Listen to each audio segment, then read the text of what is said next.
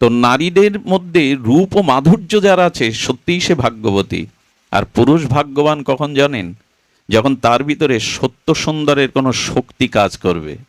পুরুষ জগতে সুন্দর তখনই হয় যখন তার ভিতরে বিশেষ কিছু শক্তির প্রকাশ ঘটবে।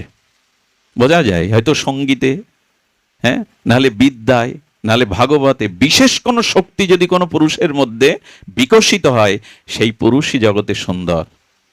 শক্তির দিক দিয়ে পুরুষের ভিতরে সৌন্দর্য তখনই বিকাশ হবে, প্রভাব ফেলবে, যখন আপনার ভিতরে কিছু গুণাবলীর শক্তি প্রকাশ হবে। মান্যতা দেই কাকে? আমরা গুণকেই তো মান্যতা দেই। এই জন্য পুরুষের জীবনে কোনো শ্রেষ্ঠ গুণকে আঁকড়ে ধরতে হয়, নাহলে তোমার ওই রূপ যৌবন বাড়ি গাড়ি ওগুলোতে তোমার শান্তি হবে না। এখানে বিল্বমঙ্গলকে কেউ দেখতে আসেননি। এখানে বিল্বমঙ্গলের ওই রক্ত মাংসের পিণ্ড একটা শরীর, বরঞ্চ আপনার দিকে আরো আমরা অসুন্দর, কিন্তু এতগুলো মুখ তাকিয়ে আছে কেন জানেন? তোমার মধ্যে দুটো হরিকথা প্রকাশ হয় বলে আমরা এসেছি, তোমাকে দেখতে আসিনি। তোমাকে আমাদের কোনো প্রয়োজন নেই, এখানে আমার কাছে আপনাদের কোনো প্রয়োজন নেই। এখানে যারা এসছেন আমার কাছে আপনাদের জগতের কোনো প্রয়োজন নেই, তবু এসে মুখের দিকে কেন তাকিয়েছেন? গুরু কৃপায়, ভগবত কৃপায় তোমার মধ্যে দুটো হরিকথা প্রকাশ হচ্ছে বলে তোমাকে চায় না, তোমার মুখে হরিকথাই চাই।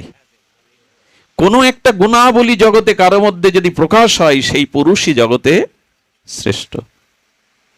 আর সেই রমণী শ্রেষ্ঠ যার ভিতরে গুণের সাথে রূপের মাধুর্য আছে। তবে ভগবান যে কথা বলেছিলেন প্রত্যেকটা মার শোনা উচিত, মেয়েদের শোনা উচিত। গোবিন্দ বললেন, যে আনন্দ তুমি আমায় দিয়েছ আর যে রূপ আমি তোমাকে দিয়েছি, এই রূপের মধ্যে সকলে তোমার রূপ দেখে মুগ্ধ হবে না, তোমার স্বরূপ দেখে মুগ্ধ হবে।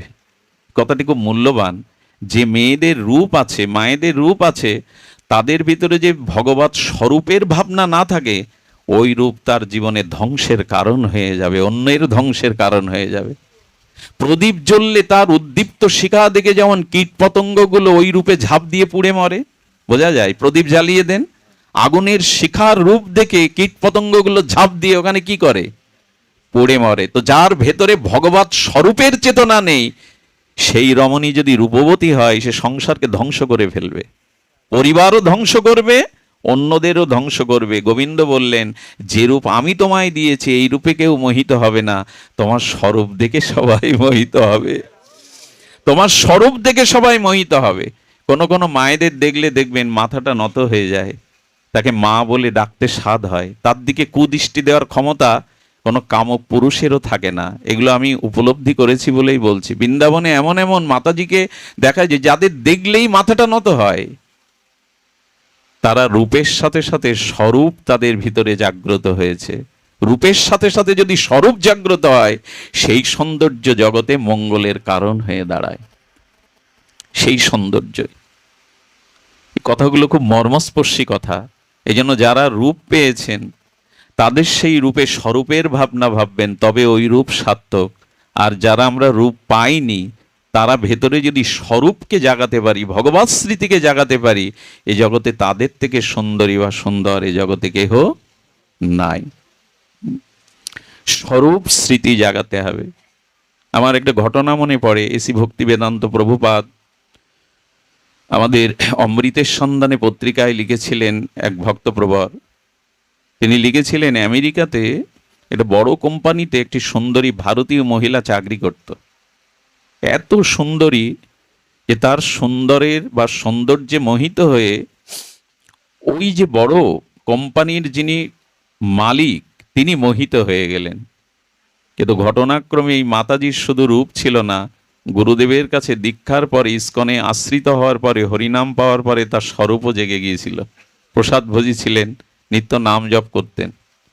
তো ওই যে স্বরূপ জেগে গেছে গুরু কৃপায়, হরিনামের কৃপায়, এই জন্য বাইরের রূপের সাথে সাথে তার স্বরূপেরও রূপও বিকশিত। তো কি করে জানেন? জন্মদিনটা, আজকাল তো সব ডাটা পাওয়া যায় মোবাইলে, অমুক তমুক, ওই মেয়েটার জন্মদিন জেনে ওই যে ডিরেক্টর যিনি, ওই যে কোম্পানির মালিক যিনি, তাকে গাড়ি উপহার পাঠায়, দামি দামি উপহার পাঠায়, স্বর্ণ পাঠায়, বা দরজার সামনে রেখে আছে শুভেচ্ছা বলে। উনি বুঝতে পারলেন মাটা, একদিন নিজেই বললেন, আপনি আমার সাথে দেখা করুন। অফিস একটা রুমে একান্তে বললেন, কি চাই আমার কাছে আপনি স্পষ্ট করে বলুন, কেন এগুলি পাঠান, কেন এমন করছেন, এই দেখুন স্বরূপ জাগলে কি হয়। তখন বলছে, আমি তোমাকে চাই, একদিনের জন্য হলেও জীবনে তোমার জন্য আমি সব জলাঞ্জলি দিতে পারি। ঠিক আছে, 15 দিন পর এই চাবি নিন, হোটেলের অমুক নাম্বার রুমে আমার সাথে দেখা করবেন। কি করলেন জানেন এই মা? ভগবানকে, গুরুদেবকে স্মরণ করে আমেরিকার খুব বড় একজন মেডিকেল অফিসারের কাছে গেলেন, গিয়ে বললেন, আমার শরীরে এমন কিছু ওষুধ প্রয়োগ করুন, ডায়রিয়া, রক্ত কলেরা এভাবে হয়ে যেন আমার যৌবন, আমার স্বাস্থ্য শুকিয়ে হাড়গুলো থাকে, তবে আমি মরতে চাই না, এই জীবনে এখনো ভজন সারা হয়নি, ফিরে আসতে চাই, কিন্তু আমাকে দেখে যেন সকলের ভীতি হয়, আকর্ষণ না হয়। দীর্ঘ 15 দিন মেডিসিন দিয়ে রক্ত বমি, রক্ত কলেরা, আমাশা এগুলো হতে হতে শরীর জীর্ণ হয়ে গেল। আর যে মলমূত্র বমিগুলো বাইরে আসতো এক একটা পাত্রে ধরে রাখতো, স্টিলের পাত্রে ধরে, ওই যে 15 দিন পর হোটেলের যে রুমে যেতে বলেছে ওখানে সাজিয়ে উনি বেডেই শুয়েছিলেন। ওঠারও শক্তি নেই, কথা বলারও শক্তি নেই, জরাজীর্ণ হয়ে গেছে, হাড়গুলো বেরোনো। উনি তো 15 দিন কল্পনার জগতে ভাসতে ভাসতে দামি গাড়ি নিয়ে হোটেলের দরজা খুলে দেখেই চিৎকার করে, কে তুমি এখানে? ক্ষীণকণ্ঠে বলছেন, যাকে ভোগ করবার জন্য আপনি সর্বস্ব সর্বস্ব ধ্বংসের উন্মাদনায় মেতেছেন সেই আমি, আমাকে ভোগ করুন। বলে, তোমার সেই রূপ কোথায় গেল, স্বাস্থ্য, যৌবন, উজ্জ্বলতা কোথায় গেল? বলে, সবই আছে ওই পাত্রের মধ্যে। যে রক্ত বমিগুলো, যে বমনগুলো, যে মলমূত্রগুলো বেরিয়েছে ওগুলো পাত্রে ধরে রাখা ছিল। দেখে উনি ঘৃণায় চিৎকার করে উঠেছেন, আমি তোমাকে চেয়েছি, তবে তোমার মতো জরাজীর্ণ হাড় নয়, তোমার রূপ যৌবনকে চেয়েছি। বলে, ওইগুলোই তো আমার ভেতরে ছিল, ওই মলমূত্র, নাড়ি ভুড়ি, হাড় ছাড়াই চামড়াটা তুলে দেখুন, কোনো সুন্দরী চামড়া তুলে দেখুন, ভেতরে যা আছে স্পর্শ করলে আপনাকে আবার স্নান করতে হবে, সরিয়ে নিয়ে যেতে বলেন। এই এই যে চামড়াটা তুলে নিন। কেমন জানেন, দুর্গা প্রতিমা বিজয়া দশমীতে যে বিসর্জন হয় না, পরের দিন নদীতে গিয়ে দেখবেন আছে মায়ের সেই রূপার আছে, খড়কুটোগুলো বেরিয়ে গেছে। তখন আর চিন্ময়ী মা বলে মনে হবে কি, খড়কুটোগুলোই বেরিয়ে গেছে। ঠিক তেমনি চামড়াটা তুলুন, এর ভেতরে যে রক্ত মাংস, এখনই আমাদের ভিতরে মলমূত্রে ভরা, কত কিরমিকিটে ভরা, নাড়ি ভুড়িতে ভরা, ওগুলো দেখলেই বমি হবে আপনার, শুধু চামড়াটা ওপরে দিয়ে ঢাকা। তাই গোবিন্দ বললেন, যার রূপ আছে সে যদি স্বরূপ জাগায়, তবে ওই রূপে দেখে কারো কামনা মোহ জন্মায় না, বরঞ্চ ওই রূপ দেখলে স্বরূপ ভগবানের রূপ মনে পড়ে তার। চিন্তা নেই কুবজা, আমি তোমাকে যে স্বরূপ জাগিয়ে দিলাম, আর কেউ তোমার দিকে কামনার দৃষ্টিতে চাইবে না। স্বরূপ জাগান। সেই লোক কি করেছিল জানেন? ইস্কনে সব অর্থবিত্ত যোগ দিয়ে ভক্ত হয়ে গেছিল, তার চেতনা ফিরে গিয়েছিল, বিবেক ফিরে গিয়েছিল। তো যার রূপের সাথে স্বরূপ চিন্তা আছে, মাটি ভক্ত ছিল বিদায়, হরিনাম প্রেমিকা ছিল বিদায়, তার ভিতরে স্বরূপ জেগে গেছে। উদাহরণটা এই কারণে দেওয়া, রূপের সাথে যাতে করে যদি স্বরূপের চিন্তা থাকে, তখনই সে, তবু গোবিন্দকে বললেন, আপনি যাই বলুন, আমাকে কেউ এখানে আর থাকতে দেবে না, সবাই আমাকে ছিঁড়ে খেতে চাইবে। গোবিন্দ তখন বললেন, আমি তোমাকে অধিকারও দেব। সাধারণী, সমর্থা, সাধারণী, সামঞ্জস্যা, এই 3 প্রকারের গোবিন্দের। যেমন গোপীরা হলো সমর্থা, রাধারানী সমর্থা, সামঞ্জস্য হলো রুক্মিণী সত্যভামা, আর সাধারণী রতি হলো এই কুবজা। কুবজাকে স্ত্রীর মর্যাদা দিয়েছিলেন গোবিন্দ, যাতে আর কেউ তোমার দিকে না তাকায়। একটুখানি চন্দন, একটুখানি ফুলের ভালোবাসার পরিণামেই। কাকে ভালোবেসেছেন সারা জীবন, যাদের জন্য জীবন যৌবন উৎসর্গ করেছেন, তারা এই দান আপনাকে দিতে পারবে না। এই জন্য ভালোবাসাটা সঠিক জায়গায় দিন, যাতে নিজের জীবন আনন্দময়, সুন্দর হয়ে ওঠে। আমাদের ভুলটা এখানেই, ভালোবাসা সঠিক জায়গায় দিতে পারিনি। আরেকটি জিনিস হয়েছে, আজ কেন জানি না, এইসব ভক্তদের কে বলেছে আমি জানি না, আমি তো আশা করেছিলাম আমি যাচ্ছি এখানে এদের পাবো, জানি না। আপনারাও চলে এসেছেন, এখন যে পরিবেশ, সেখানে ভাগবত স্বয়ং প্রকাশ হন। তার শুনে আমরা জানি আমাদের করণীয় কি। করণীয়টা আর কিছু নয়, মদ চিত্ত মদগত প্রাণা, এইটুকুই। গীতার এই শব্দ দুটি আমরা একটু যদি গ্রহণ করি, মদ চিত্ত মদগতা প্রাণা বোধয় অন্ত পরস্পরম। এই ভাগবত শ্রবণের মাধ্যমে, সাধু সঙ্গের মাধ্যমে পরস্পরের যেদিন বোধ উদয় হবে, চেতনার উদয় হবে, সেদিন ভগবানেই আমরা কেবল মন দিতে পারবো, তদ্গত প্রাণ হয়ে যাব। তার দৃষ্টান্ত দেখুন, ভগবানে একান্ত ভজন চাই। এই কথাটি একটু আমি আপনাদের সকলের কাছে অনুরোধ করছি বিশেষভাবে ধ্যান দেওয়ার জন্য, মনোযোগ দেওয়ার জন্য। আমাদের সমস্যা হলো আমরা একান্তি ভক্ত হতে পারছি না। শব্দটা কি বলা হলো? একান্তি। এক ভগবানের প্রতি আমাদের একান্ত মনোভাব, সর্বস্ব তাকে দেওয়া। 10-5 জনকে মন দেওয়া যায় না। তা আমরা সেই এক ভগবানের প্রতি আস্থা রাখতে পারছি না। আউলি বাড়িও যাই, হ্যাঁ, বিভিন্ন তীর্থেও যাই, বিভিন্ন জনের কাছেও যাই, বিভিন্ন দেবদেবীরও ডাকি। ওটা কথা মনে পড়লো, একবার এক দর্জির কাছে পাঞ্জাবি করতে দিয়ে তিনি ভুল করে 4 ইঞ্চি পাঞ্জাবিটা লম্বা করেছেন। দর্জি ভুল করতে পারে, বাড়ি এসে গাই দিয়ে দেখে 4 ইঞ্চি মতো। তো উনি একটু তাড়াতাড়ি মাকে বলছেন, মা এই 4 ইঞ্চি পাঞ্জাবির ঝুলটা কেটে দিয়ে সেলাই করে দিয়ে তো। 10 মিনিট পর উনি স্নান করতে গেছেন, এসে বলতে, মা বৃদ্ধ মানুষ, মাকেই বা কেন বলা? স্ত্রীকে বলছে, আচ্ছা মার মনে না থাকতে পারে, তুমি 4 ইঞ্চি একটু কেটে দিও তো। স্ত্রী বলার পরে তাও ভরসা না করতে পেরে মেয়েরে বলে যাচ্ছে, আমি কাজে যাচ্ছি মা, তোর মা যদি মনে না থাকে তুই 4 ইঞ্চি কেটে একটু সেলাই করে দিস। কয় ইঞ্চি হলো? গায়ে দেওয়া যাবে তো? গায়ে দেওয়া যাবে? বাড়ি এসে দেখে হাফ প্যান্ট হয়ে গেছে। আমাদের দুর্দশা, আমরা কার কাছে যে যাব এটাই ঠিক করে পারি না। একবার ঝাড়, একবার ফু, একবার কবিরাজ, একবার আউলি বাড়ি, একবার গোবিন্দ, কার কাছে না যাই। এই একান্তি না হওয়া পর্যন্ত কিন্তু আপনি কৃপা পাবেন না। এই জায়গাটায় আমাদের ভুল হয়ে যাচ্ছে। লীলার দ্বারা যদি আমরা বলি স্পষ্ট বুঝতে পারবো। দেখুন, আপনি যখন খুব নিষ্ঠার সহিত এক শ্রীগুরু পাদ পদ্মে, এক যুগল, এক নিতাই গৌর বা নাম ধর্মে একান্তি হবেন, প্রলয় হয়ে যাক জগতে, একান্তি যখন হবেন, এটা অদ্ভুত লীলা। তুলসীদাস গোস্বামী রঘুপতি রামচন্দ্রের একান্ত পরম ভক্ত। রাম বিনা তিনি কিছু বোঝেন না। উনি বৃন্দাবনে এসছেন, আর ব্রজের যা স্বভাব, জয় রাধে, জয় জয় রাধে, সবাই ঠেলার গাড়িওয়ালা, রিক্সাওয়ালা, ঘোড়ার গাড়িওয়ালা, দুধ আলা, কাঠ আলা, জয় রাধে, এই ছাড়া তাদের শব্দ নেই। আজও তাই, আজও জয় রাধে বলবে। এবং ওই দেশের এমন নিয়ম, আগে মিষ্টি কথা বলে পরে তিতো কথা বলবে। ঝগড়াও যদি করতে হয় তো জয় রাধে বলে ঝগড়া করবে। এরকম দেশ আর পৃথিবীতে নাই। ঝগড়া করবে তবু জয় রাধে বলেই ঝগড়া করবে, এমন দেশ আর নাই। শ্রীধাম বৃন্দাবন, ওখানে রাধা বলেই আগে মধুর কথা বলবে, তারপরে ঝগড়া।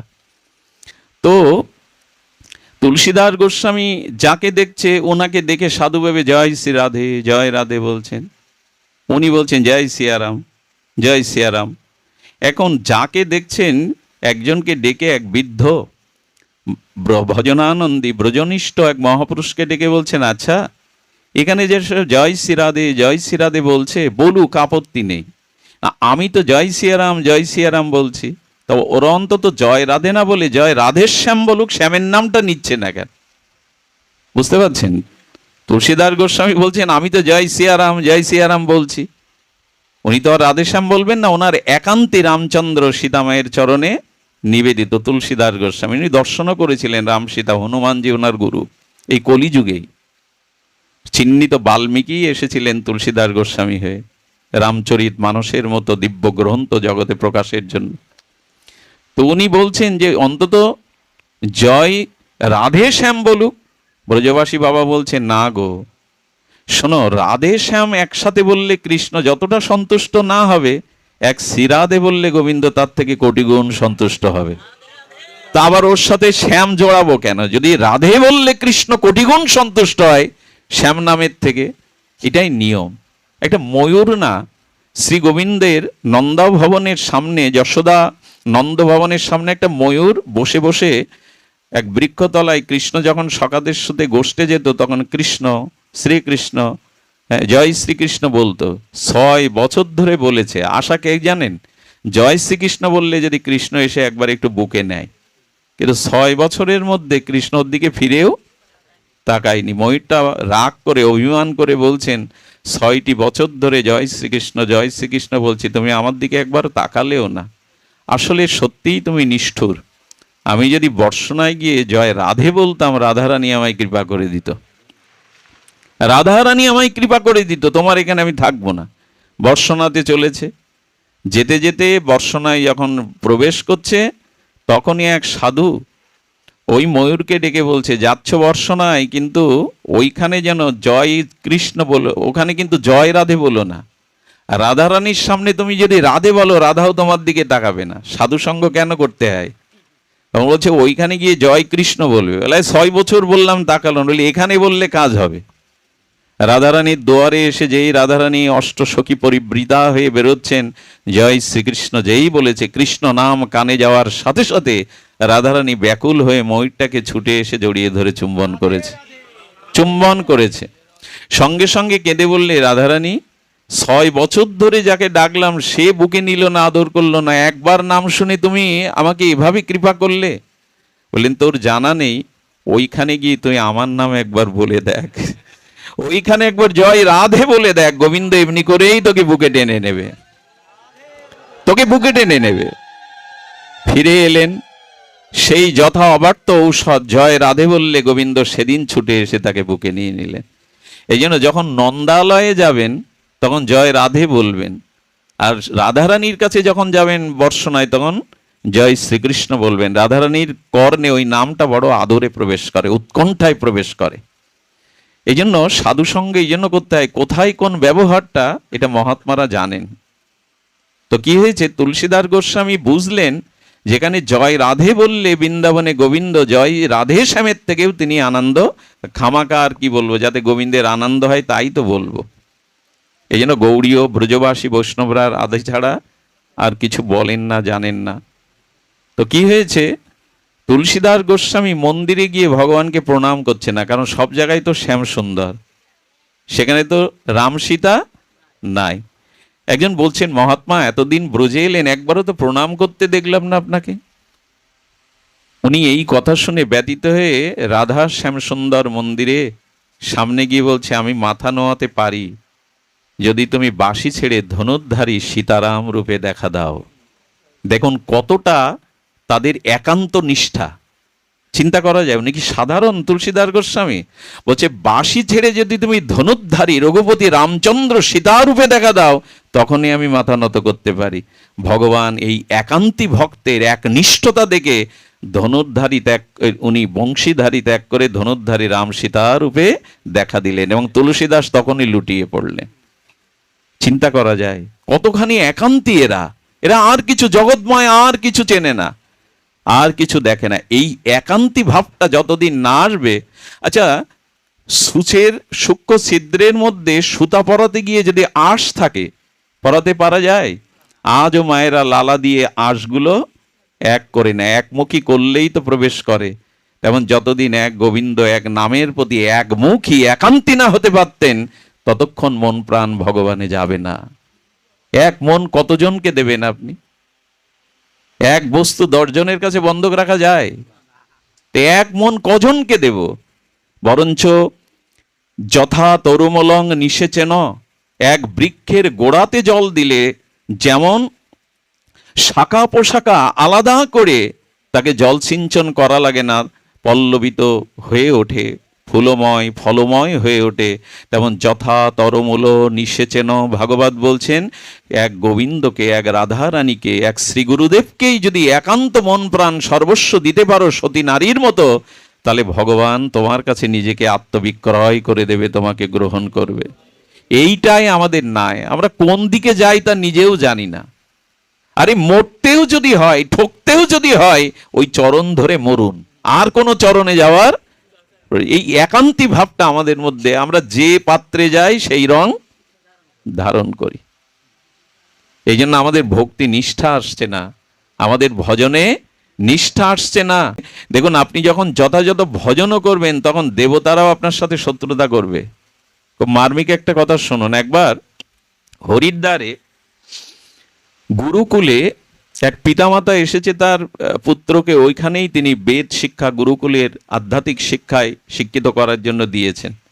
তো সেদিন গুরুদেব পাঠ করছেন যোগাবশিষ্ট রামায়ণ। আমি একবার পড়েছি, পড়ে আমার মনে হয়েছিল আমি সংসারে থাকবো না, এত ত্যাগ বৈরাগ্যের উপদেশ। এটা বশিষ্ঠদেব রামচন্দ্রকে দিয়েছিলেন। সেটা পড়লেই মনে হবে এই সংসারে আমি আর থাকবো না। আমি একবার পড়ে ওটা আলমারিতে ভাঁজ করে রেখেছিলাম। এই জন্মে তো ভাগ্যে নয় সংসার ছাড়ার, ওইটা বেঁধে রেখেছিলাম। এত তীব্র বৈরাগ্যের উপদেশ। তো পিতামাতা শুনছে, সেই সেই শিষ্যদেরকে গুরুকুলে গুরুদেব এই ত্যাগ বৈরাগ্যের, দেখুন সচিমাও একবার অপরাধ করে বসেছিলেন অদ্বৈত আচার্যের চরণে। কি অপরাধ করেছিলেন? জয় রাধে, আস জয় শ্রী। সচিমা অদ্বৈত আচার্যের কাছে শাস্ত্র শিক্ষা করে আর বিশ্বরূপ আমাদের বিশ্বম্বর মহাপ্রভুর বড় ভ্রাতা 18 বছরেই ত্যাগ বৈরাগ্য নিয়ে সংসার ছেড়েছিলেন। তো কি হয়েছেন, সেই ত্যাগ বৈরাগ্য নিয়ে চলে যাওয়ায় সচিমাওর একটা সন্দেহ ভর করেছিল। সেই সন্দেহটা হলো যে আমার নিমায় আচার্যের সন্নিধানে যায়, শাস্ত্র শিক্ষা করে, যদি নিমায় ত্যাগ বৈরাগ্য নিয়ে সংসার চলে যায়। তো সেই পিতামাতা গুরুদেবের কাছে বলছেন যে আমাদের সন্তানকে আমরা এখানে আর পড়াবো না। তার মানে ওই যে বৈরাগ্যের উপদেশ শুনে মনে করেছে আমার ছেলেও আর সংসারে ফিরে যাবে না। এরা কারা? বলেন দেখুন, যখন আপনি একনিষ্ঠ ভজন শুরু করবেন তখন দেবতারা 8 প্রকারে বাধা হয়ে দাঁড়াবে। পিতার স্বরূপের মধ্যে এসে, মায়ের স্বরূপের মধ্যে এসে, স্ত্রীর স্বরূপের মধ্যে এসে, ভ্রাতা বন্ধুর স্বরূপের মধ্যে, এইভাবে 8 ভাবে যাতে আপনি ভজনে এগোতে না পারেন আপনাকে পিছনে টান দিয়ে দেবে দেবতারাই। ওই স্বরূপে, পিতামাতার স্বরূপে, স্ত্রী স্বরূপে, কুটুম্ব স্বরূপে, সজ্জন স্বরূপে এসে আপনাকে টেনে ধরবে দেবতারা। এমনি করেও দেখেন না, শুনেছেন না, যখন কেউ তপস্যা শুরু করে তখন দেবতাদের মাথা চিন্তা বেঁধে যায়, ওরা স্বর্গ নিয়ে নেবে, পদ নিয়ে নেবে, এই জন্য ওর স্খলনের জন্য তখন চিন্তা করে। ভজন করলেই দেবতাদের মাথা টনক নড়ে যায়, যদি এই পদ নিয়ে নিল। এই জন্য একান্তি হবেন। অনেক পরীক্ষা আসবে, পিতা টেনে ধরবে, মাতা টেনে ধরবে, বন্ধু টেনে ধরবে, পরিবারের মানুষ টেনে ধরবে। এখনো সময় হয়নি, কেন এইসব আবিলতা করছো? কিন্তু এইসবে একান্তি ভাব যেন রুদ্ধ না হয়। তার দৃষ্টান্ত হলো ব্রজে। আপনারা জানেন গিরিরাজ গোবর্ধনের গোবিন্দ নিজে অর্চন শুরু করলেন, এতদিনের ইন্দ্রজাগ যজ্ঞ বন্ধ করলেন, আর ওইটুকু বালকের, 6 বছর বালকের কথা শুনবে ব্রজবাসীরা, নন্দ মহারাজ শুনবে। কতটা গোবিন্দের প্রতি, কানায়ের প্রতি নিষ্ঠা দেখুন। বহু পরম্পরা ধারায় আজ ইন্দ্রযজ্ঞ বন্ধ করে আজ গিরিরাজের অর্চন করলেন, গিরিরাজকে সন্তুষ্ট করলেন ওইটুকু বালকের কথায়। কতটা একান্তি হলে তবে ওইটুকু বালকের কথা ইন্দ্র পূজা বন্ধ করে গিরিরাজ তারা আরাধনা করলো। একবার ভাবুন না। এর দ্বারা আমি জানাতে চেষ্টা করছি যে একান্তি হন, এক চরণেই পড়ে থাকুন, 10 জায়গায় গিয়ে বিভ্রান্ত হবেন না। একান্তি ভজন না হলে ভগবান আপনার কাছে নিজের আত্মবিক্রয় করবেন না, সর্বস্ব তিনি অর্পণ করবেন না। এই জন্য অনন্য চিন্তান্তমাং, অনন্যভাবে এক শ্রী গোবিন্দ, এক গৌর গোবিন্দের সবাইকে মানো, সবাইকে মানো, কিন্তু মনটা, অনুরাগটা, ভালোবাসাটা, ভজনকে এক চরণে দাও। 10 জনকে দিতে গেলে ভ্রান্ত পথে চলে যাবে। একান্তি ভজন হও, তা না হলে হবে না। সবাইকে সম্মান করবেন, কিন্তু মন, অনুরাগ, ভালোবাসা, অর্চন সেই এক চরণেই দিন। যথা তরমূল নিষেচন, অনন্যগত চিত্ত হইয়া মনটা শুধু ভগবানকেই দাও, আর কাউকে দিতে হবে না। ওইখানে দিলেই সব প্রাপ্তি। আপনারা জানেন দেবরাজ ইন্দ্র কতটা প্রকোপিত হয়ে হিংসার দ্বারা ব্রজবাসীদের প্রাণনাশের জন্য কিভাবে মুষলধারে বৃষ্টি, কিভাবে বজ্রপাত করেছিলেন। একজনও ব্রজবাসী ব্রজ ছেড়ে চলে যায়নি। তাদের ভরসার কেন্দ্র কে? ভরসার কেন্দ্র এইটুকু কানাই। তাদের আর অন্য কোনো ভরসা ছিল না। এই জায়গাটাই ভাগবত, এই লীলাটাই বলছেন, দেখে নাও ব্রজবাসীদের, একান্ত ভাবে চরণে শরণ নাও। তারা আর কোনো দেবতার কাছে যায়নি, ব্রজ ছেড়ে কেউ মৃত্যুর ভয়ে যায়নি। ইন্দ্র যদি 7 দিন তার প্রকোপের বজ্র বৃষ্টি দেয়, সে কি সাধারণ? প্রলয়ের মতো তিনি বজ্র বৃষ্টি দিলেন। 7টা দিন গোবিন্দ দেখলেন কেউ ব্রজ ছেড়ে যায়নি। যদি মরতেই হয় আমাদের কানাইয়ের মুখ দেখে মরবো, ব্রজ ছেড়ে যাব না। এরকম যখন একান্তী ভাবে তার চরণে শরণ আছে, তখনই তো গোবিন্দ গিরিরাজ ধারণ করেন। উনি তখনই ভাবলেন, হে জগৎ, এই লীলার দ্বারা জেনে যাও যে ব্রজবাসীরা আমার প্রতি কতটা একান্তী, তারা অন্য নাম জানে না। একবার গোপীরা কুয়ো থেকে জল তুলছে, আর পাশে পুরুষরা ব্রহ্মার কথা বলছে। তো গোপীদের মধ্যে আলোচনা হচ্ছে, আছে এই ব্রহ্মাটাকে ওরা ব্রহ্মাও চেনে না। তো এক গোপী বলছেন, হবে আমাদের কৃষ্ণের কেউ দাস, হয়তো তার কথা বলছে। এরা ব্রহ্মারও খবর রাখে না, বলছে আমাদের গোবিন্দের দাস হবে হয়তো। একবার রথে করে একজন যাচ্ছেন, অনন্য ভক্ত। তিনি অনন্য বিধায় রাস্তার 2 ধারে ভক্তরা পুষ্প বৃষ্টি করছে, সম্মান দেখাচ্ছে। এখন বৃন্দাবনের এক নিষ্কিঞ্চন সাধু ওই রাস্তার মাঝখানে দাঁড়িয়ে, রথটা এসে যখন থামলো, সেবকরা বলছে, দেখছেন না অনন্য ভক্ত আসছে বৃন্দাবনের, আপনি পথ ছেড়ে দিন। উনি পথ ছাড়ছেন না। তখন সেই মহাত্মা অনন্য ভক্ত নেমে এসে বলছেন, কে আপনি, পথ কেন ছাড়ছেন না? বললো, আপনার পরিচয়? বলে, আমি ভগবানের অনন্য ভক্ত। তখন উনি রাস্তার মাঝে দাঁড়িয়ে বলছে, আপনি যদি অনন্য হন, আমি ফনন্য ভক্ত। তো যে অনন্য তো বুঝলাম, ফনন্য বুঝলাম না। বলে, বুঝলেন না? আপনি জানেন যে ব্রহ্মা, মহেশ্বর, বিষ্ণু, নারায়ণ আছেন, এ জেনেও আপনি গোবিন্দ চরণে একান্ত ভজন করেন। আর আমি জানি না আমার কানাই ছাড়া বিশ্ব ব্রহ্মাণ্ডে অন্য কেউ আছে, এই জন্য আমি ফনন্য। আমি জানি না ব্রহ্মা শিব বলে অন্য কেউ আছে, এ হলো ফনন্য। তখন ওনাকে প্রণাম করলেন, বললেন, আমার ভুল ভেঙে দিলেন। আমি জানি বিষ্ণু আছে, নারায়ণ আছে, তা জেনেও আমি কৃষ্ণচরণে একান্ত শরণ নিয়েছি, আর আপনি তো জানেনই না। এই একান্তী ভজন আমাদের চাই। যতদিন এইখানে না আসতে পারবেন, ততদিন গোবিন্দ আপনার ভার নিতে যাবে কেন? ভার নিতে যাবে কেন? সর্বস্ব তাকে দিন, তখনই তিনি ভার নেবেন। এই দেখুন, গিরিরাজ ধারণ করে ডেকে বলছেন, আর ভয় নেই তোমাদের।